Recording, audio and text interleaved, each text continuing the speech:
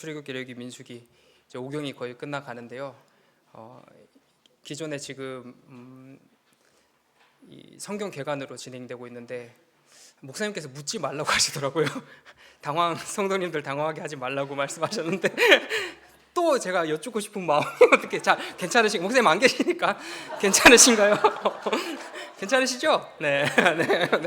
보고 계실 수도 있을 것 같긴 한데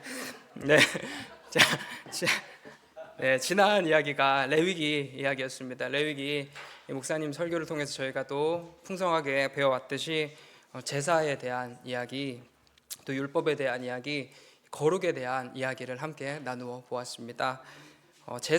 제사의 궁극적인 목적 두 가지에 대해서 지난 시간 함께 나누어 보았는데요. 제사는 첫 번째 화목을 위한 장치이다. 하나님과 우리 사이에 깨어진 첫사람 아담과 함께 우리 안에 쑥 들어온 그 원죄로 말미암아 하나님과 우리 사이에 깨어진 간격이, 메울 수 없는 간격이 발생했는데 그 간격을 일부나마 메우고자 하는 우리 쪽에서의 하나님을 향한 노력이, 하나님께서 우리에게 주신 기회가 바로 제사였습니다. 하지만 우리의 능력으로는 절대 불가능했었죠. 그래서 궁극적인 제물로 오신, 누가 오셨다 말씀드렸죠. 예수 그리스도께서 이 땅 가운데 구원이라는 것을 선물로 가지고 오셨다라는 거죠. 두 번, 세 번 필요 없이 단번에 완벽한 제물이 되어 주셨고요. 그리고 그 예수님께서 스스로 뭐가 되셨냐면은 탁월한 제사장이 되어 주셨습니다. 예수 그리스도의 삼중직 지난 시간에 나눠보았고, 왕, 선지자, 제사장직을 예수님께서 감당해 주셨는데요. 인간 제사장으로서는 감히 감당해낼 수 없는 가장 탁월하시고 가장 완벽하신 제사장으로서 하나님과 우리를 연결하는 다리가, 완벽한 다리가 되어 주십니다. 그래서 우리는 기도를 끝낼 때 항상 누구를 통하여, 누구의 이름으로 기도하냐면 그리스도 예수의 이름을 통하여 기도하는 것이죠. 그리고 두 번째 제사는 이제 완벽한 정결을 위한 장치입니다. 첫 번째가 화목을 위한 장치라고 한다면 같은 말이긴 한데요. 정결해야 하나님과 화목할 수 있기 때문에 완벽한 정결을 위한 장치가 제사인데요. 이것 역시 우리가 하지만, 우리가 정결케 되기 위해서 화목제도 드리고 이제 속죄제도 드리고 이렇게 하지만 그 제사가 우리를 화목케 하는 것이 아니라 그리스도 예수께서 십자가를 통해서 이루어진 그 십자가 사건으로 말미암아, 그 속죄하여 주심으로 말미암아 우리는 참으로 정결하게 되었다라는 거죠. 그럴 때 이제 표현되는 게 예전도 나누었지만 칭의라는 걸 함께 나누어 보았습니다. 우린 여전히 죄인이지만 내가 너희를 의롭다 칭하겠다. 그리스도 예수라는 아주 화려하고 아주 순백한 포장지로 내가 너희를 보겠다. 내가 너희 그 자체를 보는 것이 아니라 너희를 감싸고 있는 그리스도 예수를 보겠다. 그래서 너희는 의롭다 하심을 우리는 입게 되었다는 겁니다. 하나님께서 모든 길을 다 닦아 놓으신 거예요. 제사라는 장치를 통해서 우리에게 끊임없이 기억되게끔 하시겠지만 그 모든 끝은, 그 모든 길은 누가 인도하시냐면은 하나님께서 인도하신다. 그게 제사가 우리에게 알려주고 있는 사실 같습니다. 다음으로 율법이죠. 율법의 본 기능이 완벽하게 지켜라, 내가 얼마나 잘 지키나 내가 지켜보겠다 라는 의미로 우리에게 주신 율법이 아님을 함께 나눠 보았습니다. 너희 힘으로 할 수 없으니까 나 하나님 바라보거라 가 율법의 본 기능, 순 기능입니다. 그 내용은 무엇인가요? 우리는 어떤 내용을 통해서 나는 할 수 없으니 하나님만 바라봐야지 라는 것을 발견해낼 수 있을까요? 율법의 내용, 사랑이죠. 하나님 사랑, 이웃 사랑. 10계명만 보셔도 초반부 4계명은 하나님 사랑을 얘기하고 있고 그 다음에 이웃 사랑을 얘기하고 있잖아요. 근데 그 이전에 가장 먼저 있었던 사랑이 무엇이냐면 하나님께서 우리를 사랑하신 사건이 가장 먼저 등장을 합니다. 하나님께서 우리를 사랑하셨고 그에 대한 반응으로서, 감사로서 우리가 하나님을 사랑하죠. 그리고 우리가 하나님을 사랑하는 삶을 최선을 다해서 살게 되면은 우리가 애쓰고 노력하지 않아도 자연스럽게 이웃을 사랑할 수밖에 없게 된다. 를 지난 시간에 함께 나누어 보았습니다. 하나님께서 우리를 위하여 만들어주신 원리인 것 같습니다. 하나님께서 먼저 우리에게 그 값없는 은혜를 부어주심으로 말미암아 마땅히 우리에게 감사의 동기가 발생하게 되고 그 감사의 동기로 하나님께서 기뻐하신 일이 무엇일까를 찾아서 살다 보면 자연스럽게 우리는 이웃을 사랑하게 되어 있다. 이게 하나님께서 율법을 통하여 말씀하신 사랑의 원리인데요. 이걸 우리가 할 수 있냐라고 했을 때 우리는 할 수 없다. 그것이 결론이었습니다. 그러니 이 율법의 원 기능, 하나님만 바라보도록 하나님께서 율법을 우리에게 허락해 주셨다라는 것입니다. 그리고 제사, 율법이 향하고 있는 곳, 거룩이지요. 제가 이 레위기를 닫는 뚜껑으로서 설명했는데, 레위기를 매듭짓고 레위기를 닫는 뚜껑이 바로 거룩입니다. 레위기는 거룩을 이야기하고 있는 성경입니다. 우리 모두는 이 거룩, 구별됨이죠. 구별됨을 지향하는, 바라는 존재들입니다. 우리의 삶에 거룩의 길을 걷다 보면 실패하겠죠. 넘어지겠죠. 그럼에도 포기할 수 없는 것은요, 주님께서 이 거룩의 길을 미리 다 닦아 놓으셨기 때문입니다. 우리보다 앞서서 우리의 모든 삶의 거룩의 문제를 다 주님께서 해결해 주셨고, 우리를 그 길을 걷도록 하십니다. 때로는 넘어지고 때로는 실패하며 이리 흔들리고 저리 흔들리는 인생을 우리는 살아갈 수 있겠으나, 우리가 그것으로 완전하게 넘어질 수 없음은 주님께서 우리를 지켜주고 계시기 때문입니다. 완전히 거룩하신 주님께서 우리와 함께 해주시기 때문입니다. 그 주님이 우리와 함께 하시니 주님께서 모든 것을 이루셨으니 저희는 가장 안전함 속에서, 내가 거룩하지 못하면 하나님께서 나를 심판하진 않으실까? 내가 넘어짐으로 말미암아 나는 완전히 저주받은 인생이 되지 않을까라는 그 두려움이 있는 것이 아니라, 그 누구보다 가장 완전하고 가장 안전함 속에서 평안하게 거룩을 살아낼 수 있다는 거죠. 이 보호하심이 참으로 큰 은혜라 생각합니다. 하나님 안에서 가장 안전하게, 넘어져도 돼, 실패해도 돼, 나 믿고 한번 걸어가 보자, 손 내미시는 주님이 우리를 기다리고 계시는 것이죠. 이게 바로 레위기가 이야기하고 있는 하나님에 대한 내용인 것 같습니다. 네, 오늘 민수기 첫 번째 시간인데요. 민수기의 내용을 저희가 지금 민수기 읽고 계시잖아요. 민수기 내용을 보시면 이스라엘이 왜 광야에서 40년이나 보냈는지에 대한 이유가 민수기에 담겨 있습니다. 여러 가지 사건들을 민수기는 기록하고 있습니다. 그리고 또한 민수기에서 이야기하는 것이 무엇이냐면 세대 교체죠. 광야, 그러니까 출애굽 1세대와 출애굽 2세대로의 세대 교체가 일어나는 사건이 민수기에 기록되어 있습니다.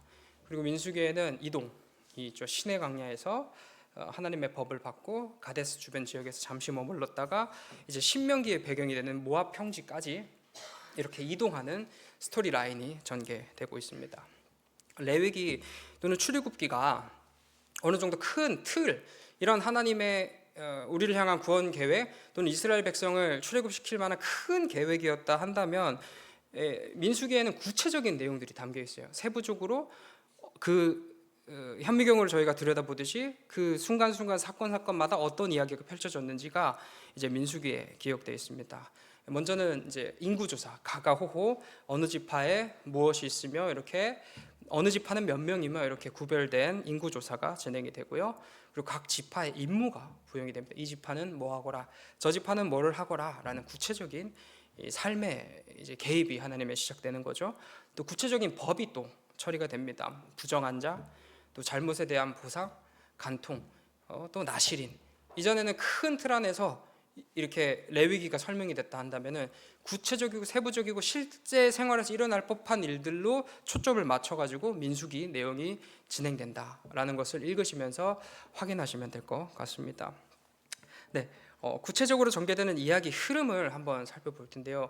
이 이야기는 다음 시간에 좀 더 이 함의된 의미, 신학적 의미를 담아서 다음 시간에 함께 더 다룰 텐데, 지금은 이 민수기가 이러한 이야기 흐름으로서 진행되고 있구나 정도로 한번 확인하시면 될 것 같습니다.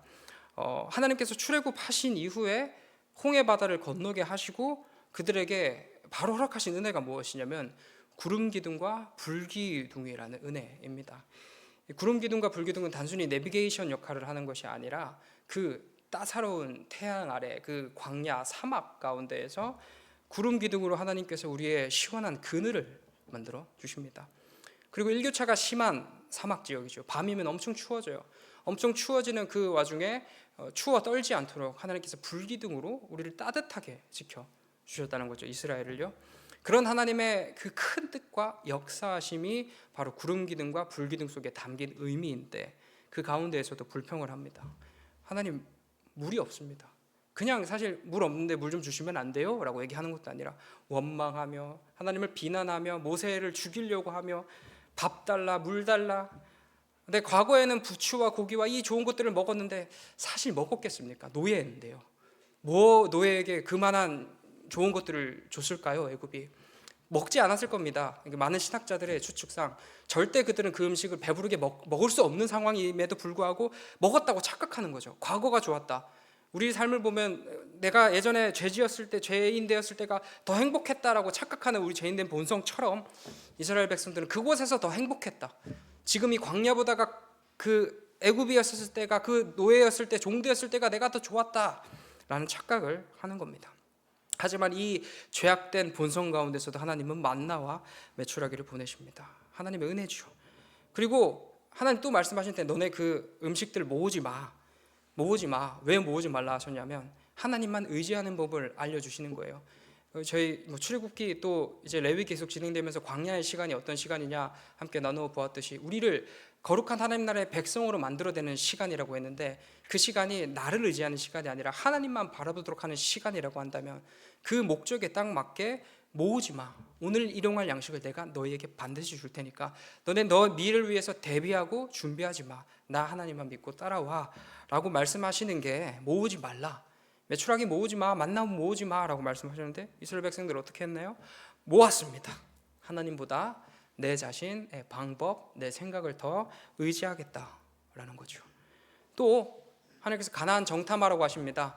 가나안 정탐하라는 거 약속된 그 땅, 너네 봐라. 그 아름다운 땅, 젖과 꿀이 흐르는 땅을 내가 너에게 주겠다라는 하나님의 어떠한 이제 미리 보여주신 거예요. 그 땅을. 아, 이게 좋지 않냐 얘들아, 기뻐해라라는 선물로서 정탐을 하라 하셨는데 그 결과가 뭡니까? 말도 안 됩니다. 하나님, 우리는 못 들어갑니다.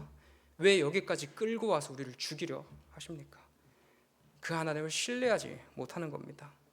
이기적인 마음, 눈앞의 감정, 상황에만 집중하는 아주 악한 이스라엘의 마음입니다. 또 하나님께서 내가 세운 제사장 아론이다. 아론을 거부하죠. 너만 레위 지파냐? 나도 레위 지파다. 또 가데스 지역에서 이제 가장 핵심적인 사건일 수 있는데요. 백성들이 물 없다고 비판합니다.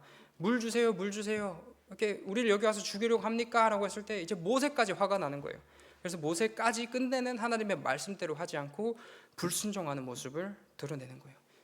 계속 끊임없이 백성들은 불순종하고 하나님은 은혜를 주시고, 하나님은 은혜를 주시고 백성들은 불순종하는 그 반복의 역사가 바로 민수기에서 그 세부적으로 들여다봤던 이스라엘의 역사였던 것이죠. 그러다 후반부쯤에 발람 이야기가 나옵니다. 그럼에도 그 이방 나라의 어떤 공격 가운데에서도 그런 이스라엘을 지키시는 하나님인 거예요. 그러니까 그들이 잘 살고 하나님 말씀에 정말 잘 순종해서 하나님께 지키신 게 아니라 끊임없는 지금의 이 반복의 이 죄의 역사 속에서도 이스라엘을 지키시는 하나님이심을 발람 이야기를 통해서 드러내시는데 그 끝이 바로 음행으로도 끝난다는 거예요. 사랑을 부어주면 죄짓고 사랑을 부어주면 죄짓고 라는 이스라엘의 이야기가 그려집니다. 그리고 이제 2세대 인구조사가 시작되는데요. 2세대 인구조사가 의미하는 것은 그래도 내가 너희를 포기하지 않겠다.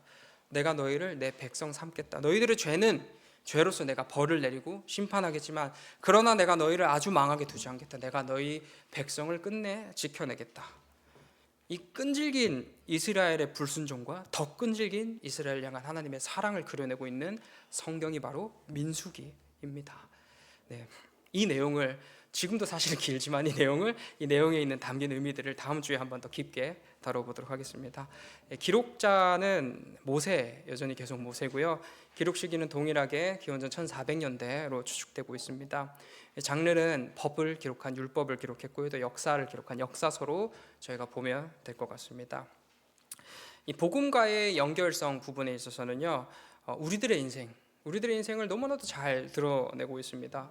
우리들의 인생, 그리고 성경의 전체적인 이 죄인들의 인생을 보면 범죄하죠.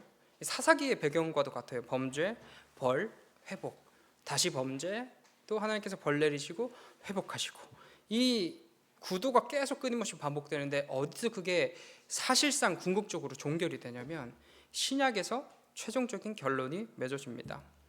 하나님은 마지막 카드로 이와 같은 죄인들을 위해서 그리스도 예수라는 카드를 딱 내밀어 주시죠.